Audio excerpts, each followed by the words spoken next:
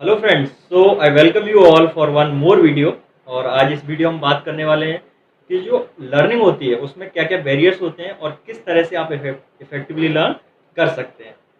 तो सबसे पहले मैं स्टार्ट करने से पहले मैं बताना चाहूँगा कि आप आज का जो समय है उसमें जो सबसे ज़्यादा ज़रूरी चीज़ है वो है आपका स्किल्स, है ना। स्किल्स का मतलब ये है कि आपके पास hard skill, soft skill. Hard skill का मतलब आप हाथ से क्या कर सकते हो, किस तरह से आप चीज़ों को परफॉर्म कर सकते हो। सॉफ्ट स्किल का मतलब आप लोगों से किस तरह कम्युनिकेट कर सकते हो, आपका इमोशनल हेल्थ किस तरह का है, आप लोगों को कितना कन्विंस कर सकते हो, ये सॉफ्ट स्किल्स में आता है। तो स्किल सबसे ज़्यादा जरूरी चीज़ है। स्किल्स के बाद दूसरी चीज़ आती है आपकी प्रैक्टिकल नॉलेज। आपको चीज़ों के बारे में प्रैक्टिकली कितना पता है। देखिए, एक तो होता है सिर्फ इन्फॉर्मेशन कलेक्ट करना। सिंपली इन्फॉर्मेशन कलेक्ट करने से आपको कोई पर्पज सॉल्व नहीं होगा। पर्पज कब सॉल्व होगा, जब आपको चीज़ों के बारे में प्रैक्टिकली अंडरस्टैंडिंग होगी, प्रैक्टिकली चीज़ों की समझ होगी। इसके बाद प्रैक्टिकल अंडरस्टैंडिंग के बाद है आपका डिग्री। ठीक है, डिग्री है, डिप्लोमा है, ये चीजें आती हैं आपकी बाद में। तो सबसे ज्यादा जरूरी चीज होता है आपका स्किल्स, उसके बाद आपका प्रैक्टिकल नॉलेज, प्रैक्टिकल नॉलेज के बाद अंडरस्टैंडिंग और डिग्री। अब हम बात करते हैं बैरियर्स की। जो स्टूडेंट लर्न करता है उस लर्निंग में क्या क्या बैरियर्स हो सकते हैं। जैसे मैं क्लासरूम लर्निंग की बात करूं, तो क्लासरूम लर्निंग के केस में क्या होता है कि स्टूडेंट मान ली क्लास में आ रहा है, और जब वो क्लास में आता है तो उससे पहले उसके दिमाग में बहुत सारी चीज़ें प्ले होती हैं। मतलब वो घर से आ रहा है तो हो सकता है कुछ घर की प्रॉब्लम हो, किसी ट्रांसपोर्ट के थ्रू आ रहा है तो ट्रांसपोर्टेशन में उसको प्रॉब्लम हुई, और नाश्ता नहीं करके आया। तो ये सारी चीज़ें जब वो क्लास में बैठता है, तो क्लास में जब फिजिकली तो वो आ गया, लेकिन मेंटली अभी भी वो क्लास में नहीं होता, क्लास में नहीं होता है, उसके दिमाग में वही सारी चीज़ें प्ले होती रहती हैं।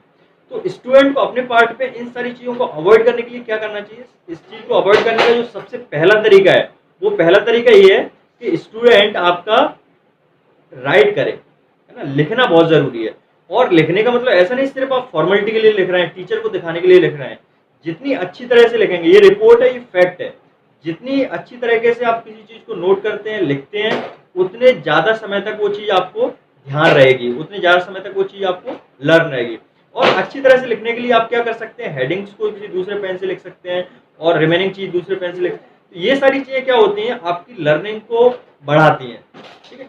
दूसरा, यदि हम टीचर के पार्ट पे देखें, तो टीचर के पार्ट पे जो सबसे प्रायोरिटी वाली चीज होती है जनरली, वो होता है सिलेबस।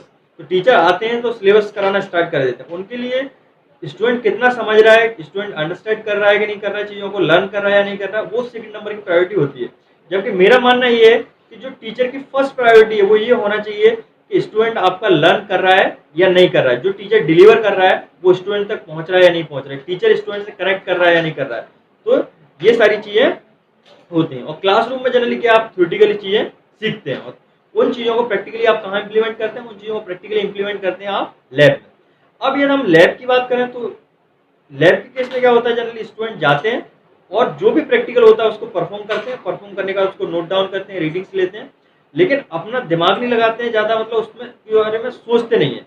तो सबसे ज़्यादा जरूरी चीज़ ये होती है कि आप लैब में जो भी परफॉर्म कर रहे हैं उस लैब को आप क्लासरूम से कनेक्ट करें, कि क्लासरूम में जो पढ़ाया गया है उसको आप कनेक्ट करें। प्रैक्टिकली लाइफ में उसको आप कहाँ इम्प्लीमेंट कर सकते हैं, कैसे अप्लाई कर सकते हैं, ये सारी चीज़ें भी ज़रूरी होती हैं। ठीक है। और जनरली क्या होता है, स्टूडेंट जो प्रैक्टिकल्स होते हैं उसको प्रायोरिटी नहीं देते हैं, उसको नहीं समझते हैं। जबकि सबसे जो ज़्यादा जरूरी चीज़ होती है वो होती है आपकी लैब। इसलिए ज़रूरी होती है क्योंकि आपने जो थ्योरी सीखी क्लास में, उसका प्रैक्टिकली आप लैब में इम्प्लीमेंट करेंगे।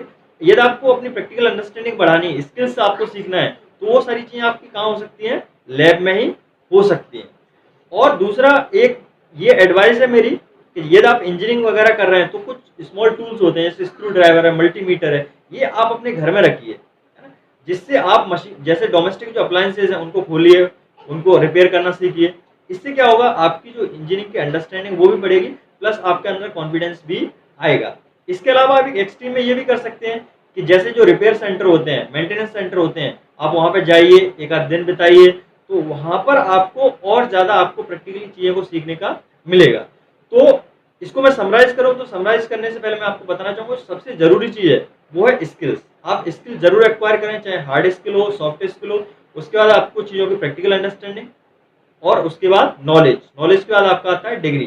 तो ये सारी चीज़ें आपको ज़रूरी हैं प्रैक्टिकल वर्ल्ड में सर्वाइव करने के लिए। So friends, this is it, thank you for watching.